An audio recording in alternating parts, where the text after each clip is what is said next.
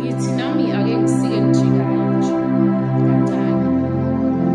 Kunezinto empilweni ezisilimaza, kodwa siqhubeke senze ngathi asinayo. Siqhubeke senze ngathi ubuhlungu asikuzwa. Always kakhulu siqhubeke senze ngathi yonke into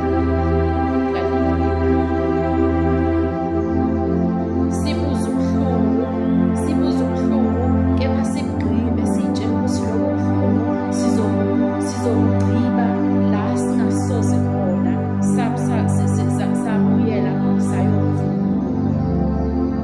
Uyazi ukuthi isilonda esinganakiwe ukuthi siyabhina.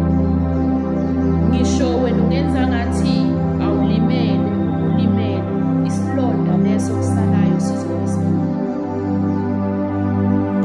And ngelinye ilanga kuzofanele ukuthi ubhekane nobuhlungu, kuzofanele ubhekane nalento eyakulimazayo nalento ekulimazayo, ngoba uyabona konke lapho uzokuhamba khona uzokuhamba ulimala, uyokuhamba ulimaza abanye abantu ngenxa yokuthi kahle kahle kubaluleka. And ukubhekana nobuhlungu akusho ukuthi une-weakness empilweni yakho. Ukubhekana nobuhlungu